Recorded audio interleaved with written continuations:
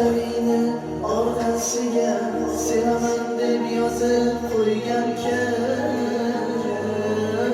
Ra'no